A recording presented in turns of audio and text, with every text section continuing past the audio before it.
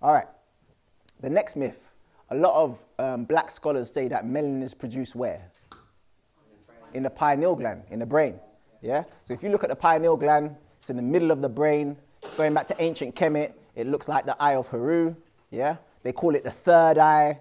Yeah? Your intuition, your enlightenment is because of this third eye, the pineal gland. And a lot of people say, yeah, melanin is produced in the pineal gland. Now, not quite, not from a scientific perspective. There's what they call like melanin hormones that help the production of melanin, but melanin as such is not produced there. So let's break down the pineal gland, which they call the third eye. Now, this is in your notes as well. The pineal gland is the first gland developed in your body. There are 5 things that the pineal gland is responsible for. Inner eye, sensing light and darkness. Biological clock, it tells our bodies when to do its functions. Pacemaker, sets the pace or rhythm for the body. Compass, helps us orient ourselves. And 5, the production and secretion of 2 biologically key hormones, which is melatonin and serotonin. And they work in inverse of each other. So melatonin gets released at night, serotonin gets released during the day. Yeah? And these, again, are very important for our biological clock, because melatonin, when it's released at night, it's going to help to repair things in the body. So if you're not getting to sleep when you should be, things are not getting repaired. Yeah?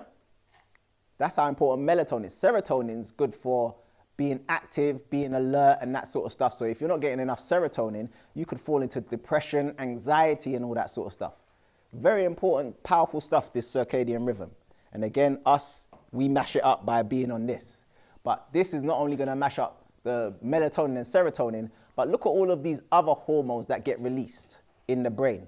Yeah? And they all rely on melatonin. So melatonin is like the regulator of all of these hormones that get released in the brain. So melatonin becomes one of the most important hormones in your body. And we're going to break down what melatonin does right now. So this is in your notes as well. Functions of melatonin: boost memory. Dream sleep helps you get into that REM sleep, that deep sleep. Organizes our biological, mental, and spiritual system. Regulates hormone release, especially for reproduction and sexual maturation. Slows down aging, so melatonin is an antioxidant. Regulates the immune system and repairs damaged cells at night. And also protects skin cells from UV damage and regulates skin pigmentation. Protects skin cells from UV damage and regulates skin pigmentation. So let's go inside, quick biological lesson on your skin. So these are the layers that they tell us about. The subcutaneous layer, the dermis, and the epidermis is what you can see. Yeah? What they don't tell us about is melanocytes that are inside of the dermis. Melanocytes. Melanocytes, yeah? Melanocytes. These are the sites in the dermis that produce the melanin. Yeah? And this is from Cancer Research UK. So they say melanin protects skin from sun damage. That's what Cancer Research UK say. They say that ultraviolet radiation causes DNA mutations, burns that lead to cancer and wrinkles. Skin color depends on melanin production, not the number of melanocytes. Yeah? Now, this is what Cancer Research UK are saying. What they don't tell you is how important the sun is for activating this. It's actually a cascading effect, and this cascading effect can be shown on page 8. Page 8 of your notes, it shows you how melanin is produced. So, when you get sunlight through your eyes, that will activate your pineal gland. Your pineal gland then releases serotonin during the day. That serotonin during the day gets converted to melatonin at night. That melatonin activates your pituitary gland to release MSH. MSH stands for melanocyte stimulating hormone. The melanocyte stimulating hormone stimulates the melanocytes to release melanin. So look at the process that your body goes through for you to get melanin. Yeah? Now here's why this is so important, because if we don't go through this process, not only does our body not produce melanin, then the melanin that it does have is weak. Yeah? So how do we as black people mess up this process? Well, sunlight through the eye. How do we do it? Well, black people during the summertime, we wear shades. Yeah? Black people during the summertime, we wear shades. So you've already messed up the process, because the sunlight is supposed to go through your eyes. So as soon as you put on shades, you've messed up the process. So that's the sunlight part. Serotonin and melatonin. We mess up that by being indoors during the day, yeah, and going out at night. We're literally doing the opposite. Like, we're indoors during the day, we should be indoors at night, and then we go out at night. That's when we rave and party and all them sort of thing there, yeah? So we mess it up, because again, the body's supposed to go through this, and then it activates the melanocytes to release melanin. And the melanin, so that means sunlight charges up our melanin. And if we don't get it, then our melanin's weak. And how can we prove this, that the melanin is weak? Well, I've heard black people start complaining about the sun. Yes. I've heard black people say, it's too hot. Oh, do you know I got burnt the other day? Do you know this and that? Because our melanin is so weak these days. Hundreds of years ago or thousands of years ago, not even light-skinned black people were complaining about the sun. But now you've got dark-skinned black people saying, it's too hot, I got burnt, I've got to put on sunscreen, I got to do this, I got to do that. Because our melanin is weak, we don't understand it's a process, and we mess up the process nearly every single step of the way. Yeah? Now, going back to the scientist, the Dr. Carl Merritt. Remember I told you he's got a 15-minute video on YouTube where he breaks down melanin. Now I'm just going to show you a little clip from that video, from that YouTube video. I just want you to listen to what he says right at the end. I don't know if you're going to catch it. See if you can catch what he says right at the end of the clip. Melanin's role is, in fact, even being rethought in medicine, that, you know, is it really something that just absorbs sunlight, or does melanin have a role in the immune system in the body? And is it really more of an antimicrobial kind of defense against bacteria? Because melanin is found throughout all the animal and vegetable kingdom. And melanin is the very thing that you have in your hair and in your skin that gives you the color. Whether you're more red, whether you're more brown, whether you're tanned, whether you're not, is because the melanin produced by your skin in the parts of the cell called melanocytes, or the pigment of your skin. And some people who have a condition called vitiligo, where their skin looks blotchy and they have white patches, they don't make this pigment. When you're exposed to ultraviolet radiation, you make more of it. When you're exposed to ultraviolet radiation, you make more of it. When you're exposed to ultraviolet radiation, you make more of it. I don't know if you caught what he said at the end there. I don't know if you caught it. For the people who didn't catch it, he said, when you're exposed to ultraviolet radiation, you make more of it. In other words, ultraviolet rays increase melanin. So who's teaching us to put on sunscreen then? If you put on sunscreen, it blocks ultraviolet radiation. So who's that going to affect the most? Why are we getting taught to put on sunscreen and block the thing that's going to increase our melanin? Total confusion. Yeah? So this is from Cancer Research UK. When it comes to UV radiation, there's 3 types. There's UVA, UVB, and UVC. Now, UVC rays are the shortest waves, usually do not penetrate the Earth's ozone layer. So they get reflected back into the universe. So we don't usually get any UVC on the planet. Yeah? But we get UVB and UVA. UVB rays, these are the longer waves that reach the skin surface that can cause tanning, burning, and skin cancer. Remember, this is Cancer Research UK. Yeah? And then UVA rays, even longer waves that can penetrate deep into the skin surface, causing DNA changes that can result in skin cancers and age the skin. Now, I've got a question. For who? Because there are different types of melanin. Yeah? There are different types of melanin. Like the scientist said, there's eumelanin and there's pheomelanin. Yeah? Eumelanin, this is in your notes, comes in black and brown, and pheomelanin comes in red and yellow. Yeah? So there's different types of melanin. So this is from Cancer Research UK. It says, am I at risk of sunburn? Do I have to worry about sunburn in the UK? So this is Cancer Research UK.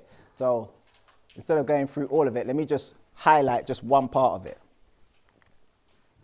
And it's talking about UV rays here. It says, other things that affect the strength of UV rays are the time of year. The highest risk months in the UK are April to September. Near the equator, there are strong UV rays all year round. Yeah? So just remember that. UV rays, and for us, we need UVB. Black people, we need UVB rays for our melanin and for vitamin D. The highest risk months in the UK, and they call it risk months. The highest risk months in the UK are April to September. That's when UV rays are at their strongest, yeah? Near the equator, though, there are strong UV rays all year round, yeah? Now, they tell us that ultraviolet rays cause skin cancer. If that's the case, who should have the most skin cancer? Those near the equator. But those near the equator are black people, and they don't. So obviously UV rays don't cause skin cancer. Not for us anyway. Yeah? That's why they have it in Australia. All the white Australians are the ones that have they're dying off like anything. That's it. So we need to think about when we're reading this stuff, who are they talking about and who are they talking to? Yeah? But the Aboriginals are still there. There you go. And then look at this part. Because we need the UVB rays for vitamin D, yeah? We need the UVB rays for vitamin D. So it says, who may not be getting enough vitamin D? People who are most likely to be lacking in vitamin D include people with naturally brown or black skin, for example, people of African, Afro-Caribbean, or South Asian family origin. Now, this is the reason why you need to understand language, because again, break it down. Who's not getting vitamin D? People with naturally brown or black skin, melanated people. For example, African, melanated. Afro-Caribbean, melanated. South Asian, melanated. So who's not getting enough vitamin D? Melanated people. Now, why is that? Because they tell us that melanin blocks sunlight. It doesn't. It slows it down. It slows it down. And if that's the case, that means we need to be out in the sunlight longer to get the maximum amount of vitamin D. Yeah? Slows it down. Maximum amount of vitamin D. And the way I like to explain this is think about your digestive system. Yeah? Your digestive system, when you eat food, it slows down the process of assimilating the food because it has to extract what it needs from what it doesn't need. Yeah? So your digestive system, when you eat something, it's going to be like, okay, we need that. We don't need that. Okay, we got some electrons from that. All right, I don't know what that is. All right, put that into the colon, make him excrete that. So that's what your digestive system does. That's what your melanin does with sunlight. Because remember, you're getting all this radiation from sunlight. Melanin is like, okay, we need that type of light. Okay, let's get rid of that light, and slows it down. But if you don't have the right type of melanin, it might just go straight in, and that could be dangerous. Think about the difference between eating fruit and juicing it. You eat the fruit, it slows down the process. You juice it, the sugar goes straight into your bloodstream. Yeah? So this is sunlight. Look what we're getting from sunlight. Visible, infrared, UVB, UVA. And they're telling us that the UV is the part that damages. All right. Now, I know I've gone over, but there's only 10 minutes left. So I just want to break down the two different types of melanin. So look at this. UVB and UVA. Again, this is Cancer Research UK. It says that the UV rays damage DNA. Yeah? But we need all of this. Because remember, we rely on the sun for our sustenance. Yeah? We rely on the sun for our energy. So these are the two different types of melanin. And again, this is in your manual, in your notes. There's two different types of melanin, pheomelanin and eumelanin. Now we'll go through this in more detail next week, but basically it starts off with an amino acid called tyrosine. Tyrosine gets converted into something called dopa. This is the melanocytes, in the melanocytes. Tyrosine gets converted into something called dopa. Now what does that sound like, dopa? Dopamine. That sounds like dopamine. Yes, that's because we as black people have more dopamine. And if dopamine is the pleasure neurotransmitter, and dopamine is associated with addiction, if you've got more dopamine, you're more likely to become addicted to things. That means us as black people, if we get on drugs, we're going to become more addicted to the drugs than someone else. Yeah? If we eat junk food, we're going to become more addicted to that junk food than other people. Yeah? Yes. When we have certain diseases like autoimmune, we have the more aggressive strain because again. It attaches itself to our... Exactly. Dopamine, melanin attaches itself to things. Yeah. If we get addicted to phones, we're going to become more addicted than everyone else. Yeah? That's the reason why social media is us. We make social media hot. Like Black Twitter and that sort of stuff. It's us that's blowing up this thing because we're so addicted to it. Yeah? Instagram, all of that stuff. So dopa, and then that goes on to dopaquinone. Then there's chemical reactions, and the only difference between pheomelanin and eumelanin is the difference between cysteine and, it's not on here, but selenium. Eumelanin is more selenium-based, selenium and copper-based, eumelanin, and that comes in black and brown. Pheomelanin comes in red and yellow, and it's cysteine-based. Cysteine is an amino acid, and it's sulfur. So pheomelanin is sulfur-based, and eumelanin is selenium-based. So if you were to look at it, this is it. eumelanin, pheomelanin. Again, why don't they teach this in schools? Everyone has melanin. Everyone. Black, white, Chinese, whoever you are, you have melanin. It's just the different types. You either have black or brown, red or yellow, or a combination of the two. Which one do you have the most? How would you know? Look in the mirror. Just look in the mirror and see which one you've got.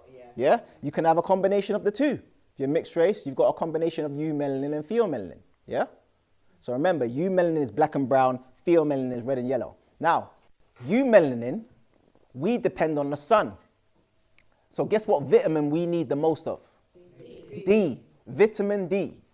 Eumelanin, we need more vitamin D because we get that from the sun. Pheomelanin, they need more vitamin A. So pheomelanin, you need more vitamin A. Now, everyone needs vitamin A, but if you're pheomelanin dominant, you need more vitamin A. Everyone needs vitamin D, but if you're eumelanin dominant, you need more vitamin D. Yeah? And you know what's interesting about this? Because they like to try and make us all the same, like, oh, we're all one race, the human race, and we're all the same. But if you go with science, if a eumelanin dominant person gets too much vitamin A, it can make them sick. If a pheomelanin dominant person gets too much vitamin D, it can make them sick. And we already know this because where do you get vitamin D from? The sun. Europeans who have more pheomelanin, guess what's happening to them? Skin cancer, all this sort of stuff. They're getting too much of something, yeah? So if you get too much of something that is good for the other person, it could make you sick. Now, don't go by what I said. Do your own research. But look at this. If you was to type in how to increase your melanin online, there'd be various websites, and they'd all say the same thing. They'd say things like this: increase vitamin A. So this one says, to protect our skin and hair from sunlight, you can eat food nutrients such as vitamin A. Yeah. This one says, eat animal and plant-based foods containing vitamin A. Why are they saying vitamin A? Because who wrote this? Because it's not for us. This is written by someone who has pheomelanin. So they understand their own science. They're saying we need vitamin A, so we need to eat more vitamin A. But I didn't type in how to increase pheomelanin. I just typed in how to increase melanin. So anyone that's searching for this, they're going to think, oh yeah, vitamin A. I need more vitamin A. So what's high in vitamin A? Vitamin A foods contain, foods that contain vitamin A, whole and skim milk, cheese, eggs, beef, chicken liver. All A's are all reds. Reds, yes. A's are reds and yellows. Yeah. You know, to match the red and yellow melanin. Yeah. A's are reds and yellows. So look at this. Carrots, tomatoes, red peppers, apricot, papaya, mango. What does it say here? Carrots, tomatoes, melons, egg yolk. It's interesting, but it's so simple. Science is simple. Vitamin A foods are red and yellow foods. Vitamin A foods or red and yellow foods are going to be high in vitamin A. That's going to be good for pheomelanin. We need more vitamin D. Yeah? The darker colors. But look at this. If you've got a combination of the two. So this is Rachel True. She's an actress. She's mixed race. And look, so she's got pheomelanin and eumelanin, but she's getting both. Carrots are going to be high in vitamin A, but then she's out in the sun getting vitamin D. So she's getting both. And look how amazing she looks. Because that's what happens when you top up your melanin. You literally don't age, because remember, melanin is an antioxidant. It's going to donate the electron so the free radicals don't damage your cells. Yeah? Now, I remember when I was learning this stuff, because I didn't understand the science, I was just reading what they told me to take. So I was like, oh, okay, I need carrot. When I started to juice, I had a skin issue that I tried to get rid of, and I started to juice, and I was reading all of these juicing books, and every juicing book was telling me, drink carrot juice, drink carrot juice. So I bought so much carrot juice, like raw carrots, and I juiced all of them. I was drinking them for a week or so, and guess what? It made my skin condition worse. Why? Well, Dr. Sebi said that carrots belong on the acid side of life. Dr. Sebi said that carrots are hybrid. In other words, they're not natural. Yeah? So, it's not that carrots are bad, it's just I took in way too much vitamin A for my eumelanin. Yeah? So I need stuff for my eumelanin, because if I get what I need for my eumelanin, I literally don't age. You literally don't age if you get the right things for your melanin. Like, you'll see things like this. Who's the mum? You don't even, like, it's hard. Like, which one's the mother? It's tough. This is what happens when we take care of our melanin. And here's a question. Which one's healthier? Which one do you reckon's healthier? Left or right? Left. Well, that's interesting because now, remember, we talked about health and I asked you what is holistic. Holistic means whole, looking at the person as a whole and that sort of stuff, yeah? So how do we know this person's healthy? Well, she's got natural hair.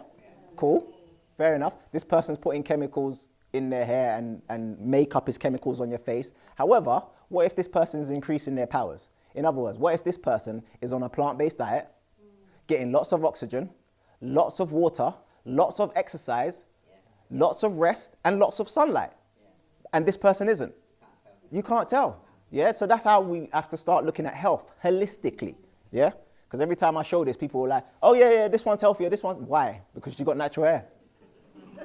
Because she's got natural hair, that means she's healthier, yeah?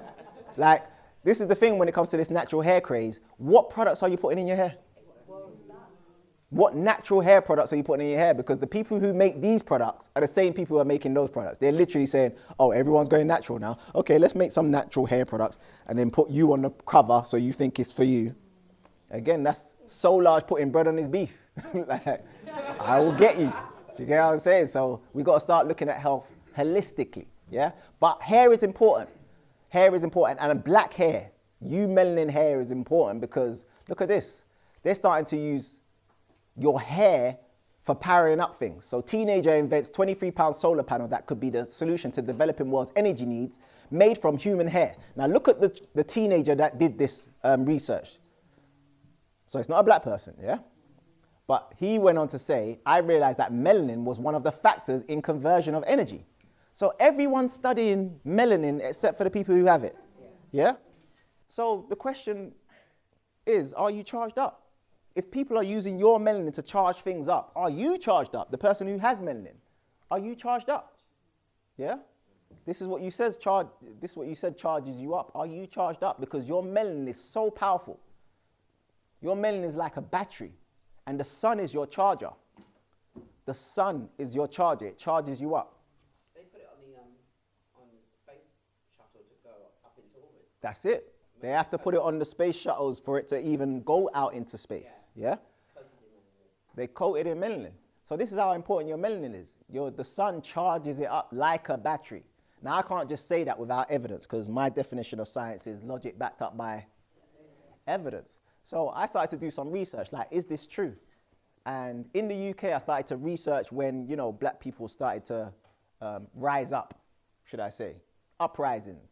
Some people will call it riots. And I looked and I wanted to see when we rioted. And I found something very interesting. Look at this, riots in the UK. Brixton riots were April 1981. Chapeltown riots were July 1981. What's the period? April to September is when we get our UVB rays. April to September is when UVB rays are strongest. Brixton riots was April. Chapeltown riots were July. Toxteth riots were July, Handsworth riots, September, Brixton riots, September, Chapeltown riots, June, and London riots, a couple years ago, was August. All between April and September, when the UVB rays are the strongest and we're getting charged up from the sun. Is it just us? What about in America? Riots in the US, the LA riots, Rodney King, that was April. Ferguson riots was August. Baltimore riots was April. In other words, we get charged up when we're out in the sun. We're not rioting when it's cold. We're not out there when it's cold. Yeah? We're not out there when it's cold. So, if the melanin gets charged up by the sun, and everyone knows this but us, yeah? Obviously, scientists are going to do some research on it and try and take it and use it for other things, like, listen to this. Now, melanin has the same kind of ring structures and so on, and it makes very complex structures, and not all melanins are the same, as we'll talk about in a minute. In fact, there's somebody even studying that and wondering whether energy is directly absorbed from the melanin in your skin and transformed into energy in your body. Okay? And they even think about could in the future, and they're developing this now, they're taking melanin and making batteries out of them that store energy from the sunlight directly. It might in fact become a future source of how we're going to generate energy. What? What? So look, melanin-based biobattery may power ingestible diagnostics. They're going to make these batteries out of melanin, yeah? Ingestible batteries for people who have issues, like health issues. So this is the scientist, his name's Christopher Bettinger, yeah? Battery you can swallow could enable future ingestible medical devices. Non-toxic edible batteries could one day power ingestible devices, look, made with melanin for diagnosing and treating disease. One team reports new progress toward that goal with their batteries made with melanin pigments naturally found in the skin, hair, and eyes. So they're gonna make these batteries that they can give to someone like, okay, what are you suffering from? High blood pressure? Take this melanin battery 3 times a day, you'll be fine. Okay, what are you suffering from? High cholesterol, there you go. Type 2 diabetes, there you go. They're gonna give people these melanin batteries to charge them up. Where are they getting it from? Where are they getting it from? Where are they getting it from? Where are they getting all this melanin from? Yeah? That's why we need to understand this. You know who this is? Henrietta Lacks. So I'm not going to go through her story, but we understand that's where they're getting the melanin from. Henrietta Lacks. Our organs have melanin in it. They took this woman's cells and they're using her cells today. She died in 1951. Yeah? She died in 1951. And for people who don't believe this, like there's this book called Mummies, Cannibals and Vampires. And it basically details the history of medicine. Yeah? And medicine, like what we call medicine today, it all came from them taking the mummies out of the pyramids and doing research on them, getting the skulls and powdering up the skulls and then using the skull dust as medicine and all that sort of stuff. In other words, the medicine from today, it all came from this history of Europeans eating us. Eating us, yeah? Taking our organs, our tissues, our cells, and using them for scientific research and eating us, yeah? To boost themselves. They're doing it now. So when you see Prince Philip goes to the hospital, he's going for blood transfusion. Exactly. All right. So, I just want to leave you with this. Why study black? No, because we've gone over now, but why study black? Just keep that in your mind. We haven't got time to go through this now. But why is studying blackness so important? Keep that in mind. We'll go over that next week, yeah? So, thanks for turning up today. That's class 1 out of the way. Any questions, let me know, and I'll see you all next week. Thank you.